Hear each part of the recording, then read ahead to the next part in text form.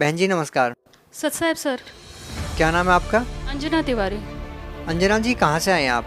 जामनगर गुजरात से आई हूँ। अच्छा ये बताइए कि संत रामपाल जी महाराज से कब जुड़े आप? मैं 20 जून 2013 को मैं संत रामपाल जी महाराज की शरण में आई थी। क्यों जुड़े आप संत रामपाल जी महाराज से?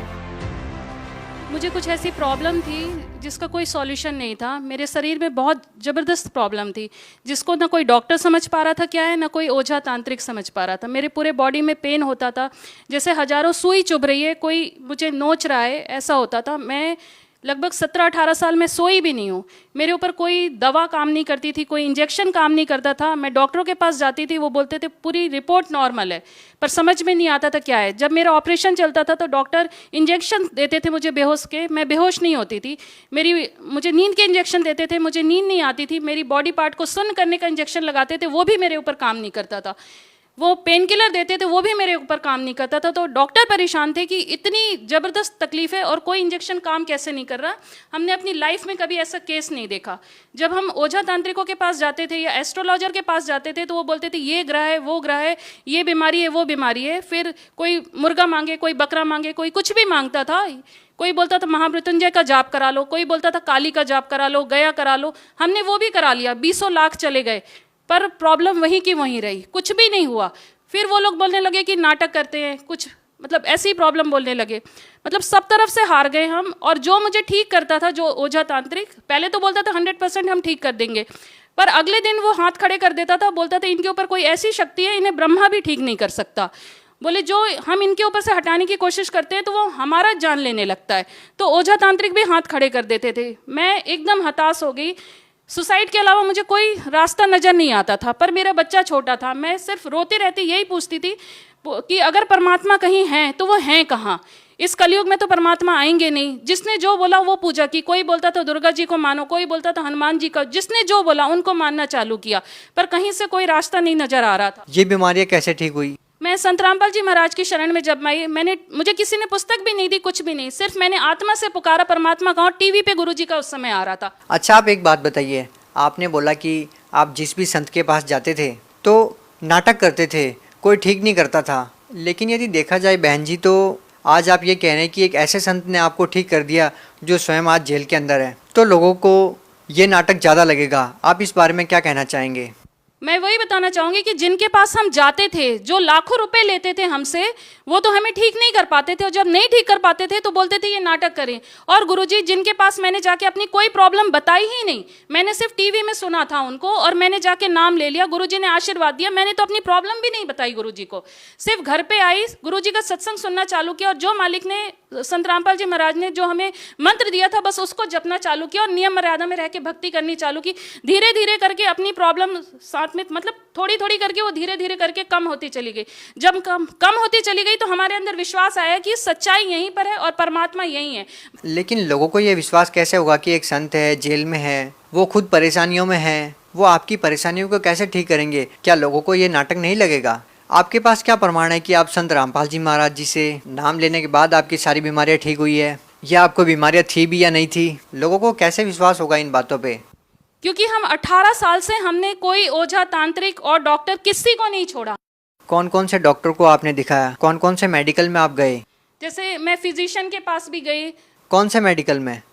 दिल्ली एम्स में, और स्वरूप रानी हमारा है इलाहाबाद का, वहाँ पर। और भी बड़े बड़े हॉस्पिटल में गई मैं। Gynaecologist, neurologist, psychologist, physiologist, physician, सबके पास, किसी के पास मेरी प्रॉब्लम का कोई सॉल्यूशन ही नहीं मिला उन लोग, किसी को भी। तो लोगों को विश्वास कैसे हो कि आप एक ऐसे संत से ठीक हो सकते हैं जो जेल में है? उस संत से नाम दीक्षा लेने के बाद आपकी सारी प्रॉब्लम ठीक हो गई। उन्हें खुद सोचना चाहिए ये चीज़ तो, कि हमें भी क्या जरूरत है कि हम झूठ बोलेंगे। हमें गुरुजी ने कोई हमसे पैसे नहीं लिए और ना हमने उनको कोई पैसे दिया है। हम तो बता रहे हैं कि हम इससे पहले जिनके पास जाते थे, डॉक्टर के पास, इतने टेस्ट करा लिए हमने, हर ओझा तांत्रिक के पास लाखों हमने वहां दिया, पर हम वहां से ठीक नहीं हुए। और संत रामपाल जी महाराज जिन्होंने हमें पूरा प्रमाण दिखाया कि ये भक्ति सही है, पूरा प्रमाण दिखाया कि वो ब्रह्मा विष्णु महेश कौन है, पूरी सच्ची भक्ति दिखाई, और हमें जो मंत्र दिया हमने उसको सिर्फ जपना चालू किया। हमसे उन्होंने कुछ नहीं कहा, सिर्फ हमने उस मंत्र को जपना चालू किया और हमारी प्रॉब्लम अपने आप सॉल्व होती। तो एक बार ये पूरे मतलब जो हमारे जगत के भाई बहन हैं, मेरे ऊपर विश्वास ना करे, एक बार वो मंत्र लेकर जपना तो चालू करे। जब वो इतने लोगों को वो ट्राई कर रहे हैं, तो एक बार संत रामपाल जी महाराज की शरण में आके उन्हें भी ट्राई करें। वो जब वो ट्राई करेंगे तभी पता चलेगा। हमें भी कोई चीज़ को हम पहले ट्राई करते हैं। नहीं, आप इतना जोर क्यों लगा रहे हैं? आप क्यों कह रहे हैं कि संत रामपाल जी महाराज से नाम दीक्षा लो? आपका इंटरव्यू देने का क्या मकसद है? मेरा इंटरव्यू देने का यही मकसद है कि मैं 18 साल से जिंदगी और मौत के बीच में झूली हूँ, और कोई मुझे ठीक नहीं कर पाया था। यहाँ तक कि सबने बोल दिया था, हमने लाइफ में ऐसा केस ही नहीं देखा। डॉक्टरों ने भी, ओझा तांत्रिक ने भी, वो भी बोलते थे कि हमारे पास बहुत बड़े बड़े भूत प्रेत वाले आए, पर हमने ऐसा नहीं देखा, ऐसा केस हमने देखा ही नहीं जिसको कि हम ठीक ही नहीं कर पा रहे हैं, और वो चीज़ हमारे ही ऊपर आ जा रही है हमारी जान लेने के लिए। और डॉक्टर तो ये बोलते थे, हमने ऐसा कोई केस नहीं देखा कि हम कोई दवा दें और इंजेक्शन दें और पेशेंट के ऊपर वो काम ना करे। ये पहला केस है जिसके ऊपर कि कोई इंजेक्शन काम नहीं कर रहे हैं, कोई दवा काम नहीं करी। वो मतलब मेरा ऑपरेशन चालू हो गया था, पर मैं बेहोश नहीं हुई थी। फिर मुझे बोलना पड़ा कि मैं मतलब होश में हूँ और मेरी पार्ट भी शुद्ध नहीं हुआ है। डॉक्टर मतलब इतने हताश हो गए थे कि जैसे मेरा ऑपरेशन पूरा करके वो खुद ही वैष्णो देवी चले गए, कि मतलब अब मेरे को मतलब परमात्मा के ऊपर उन्होंने छोड़ दिया। उस समय डॉक्टरों ने ही, जो साइंस नहीं मानती भगवान को, मेरा ऑपरेशन के बाद वो खुद वैष्णो देवी चले गए।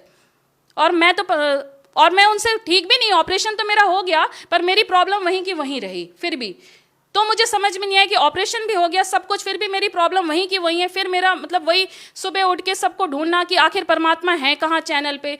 ऐसे ही देखते देखते न्यूज़ चैनल पे संत रामपाल जी महाराज का आ रहा था। 2013 मार्च में जो आर्य समाजियों ने हमला किया था वो आ रहा था न्यूज़ में उस समय।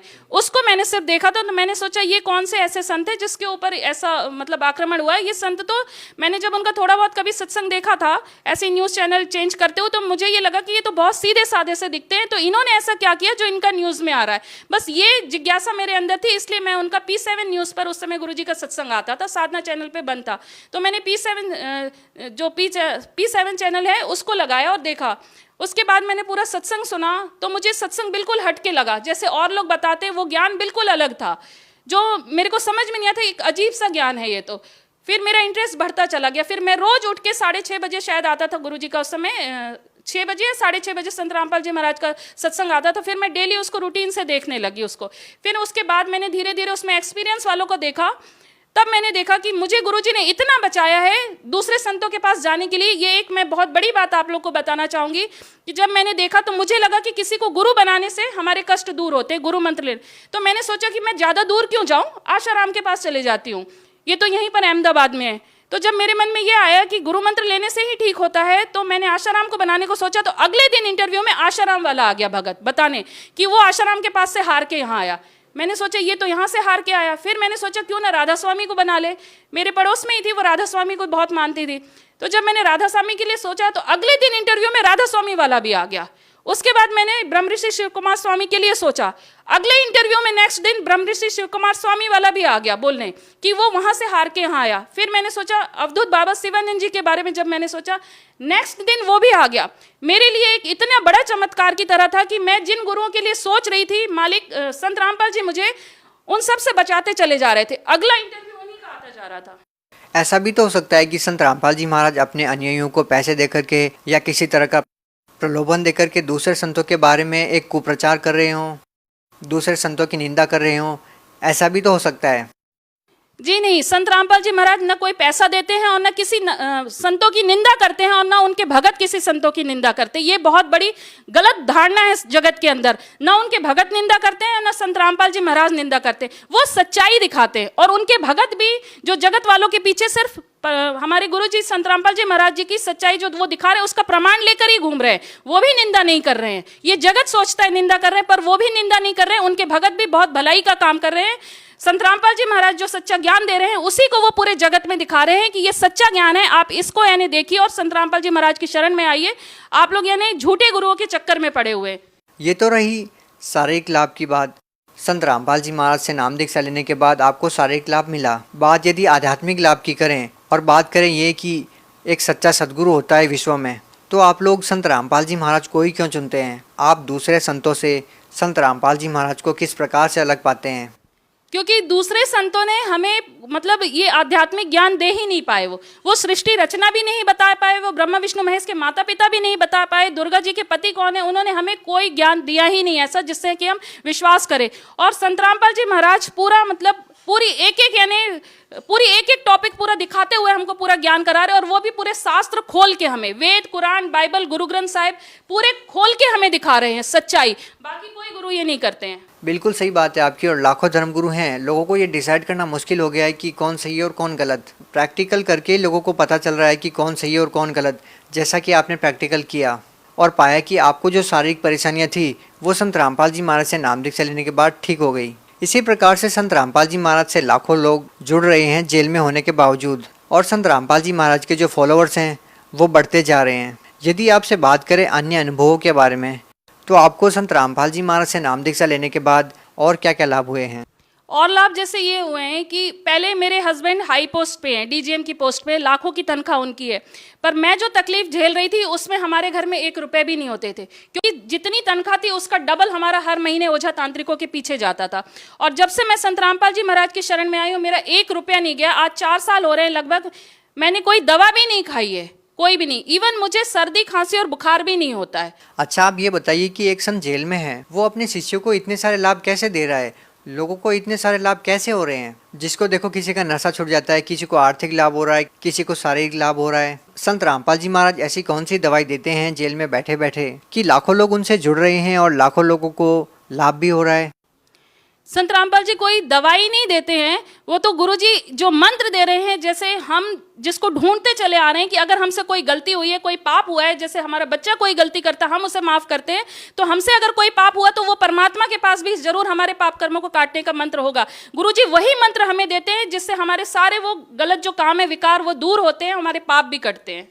अच्छा, आप बात कर रहे हैं कि नामदान की। संत रामपाल जी महाराज से नाम दीक्षा कैसे ले रहे लोग जबकि वो जेल में है? आज संत रामपाल जी महाराज ने हर डिस्ट्रिक्ट में नामदान केंद्र खुलवा दिया है। संत रामपाल जी महाराज की का ये जो ज्ञान समझता है, उसके बाद वो अपने नामदान सेंटर पे अपने डिस्ट्रिक्ट में पता करके वहां जाके नाम उपदेश ले सकता है। संत रामपाल जी महाराज के बारे में आप क्या संदेश देना चाहेंगी? मैं सभी अपने जगत के भाई बहनों से यही बोलना चाहूंगी कि जैसे आप हर चीज ट्राई करते हो, एक बार आप संत रामपाल जी महाराज को भी ट्राई करके देखिए। उनकी पुस्तक ज्ञान गंगा पढ़िए, उसमें यानी सच्चाई देखिए। आप जो अपने जो भी पूजा पाठ करते हो, देवी देवताओं को मानते हो, आप एक बार सिर्फ शास्त्रों में लिखा है कि कलयुग केवल नाम आधारा, सुमर सुमर नर उतरे पारा। तो जब हमारे शास्त्रों में ही लिखा है कि कलयुग में भक्ति इतनी आसान होगी कि नाम सुमरन से इंसान पार हो जाएगा, तो फिर ये लाखों मंदिर क्यों बने हुए हैं? यहाँ क्यों लोग जा रहे हैं? क्यों लोग बद्रीनाथ केदारनाथ जा रहे हैं जब हमारे शास्त्रों में ही प्रमाण है? जब हमारे शास्त्रों में ही प्रमाण है, ये पंडित ही हमें बोलते हैं कि बहुत खुशनसीब है वो जिन्हें मनुष्य जन्म मिलता है। मनुष्य जन्म के लिए तो देवी देवता भी तरसते हैं। तो यहाँ पर ही आप अपना कॉमन सेंस यूज कर लीजिए कि जो देवी देवता भी मनुष्य जन्म पाने के लिए तरसते हैं, तो उन देवी देवताओं की पूजा करके हम कहाँ जाएंगे? देखिए, आप एक एजुकेटेड महिला हैं। एक लास्ट पर्सन आपसे जानना चाहेंगे कि आपका जो ज़्यादातर फोकस होता है वो हिंदू धर्म के ऊपर होता है। क्या आप लोग हिंदू धर्म के खिलाफ कोई साजिश तो नहीं रच रहे? जी नहीं, ये हमारे संत रामपाल जी महाराज का ये जो भी प्रचार है, ज्ञान का जो सच्चाई है, वो किसी धर्म से रिलेटेड है ही नहीं है। ये तो उनके उसमें ही लिखा हुआ है कि जीव हमारी जाति है, मानव धर्म हमारा, हिंदू मुस्लिम सिख ईसाई धर्म नहीं कोई न्यारा। हम सिर्फ ये कह रहे हैं कि हमारे धर्म ग्रंथों में जैसी पूजा पाठ लिखी है, बस हमें उसी तरीके से करनी है। और संत रामपाल जी महाराज भी हमारे जो धर्म ग्रंथों में लिखा है उसी के अनुसार हमें भक्ति करा रहे हैं। बहुत बहुत धन्यवाद। ओके, सत साहब।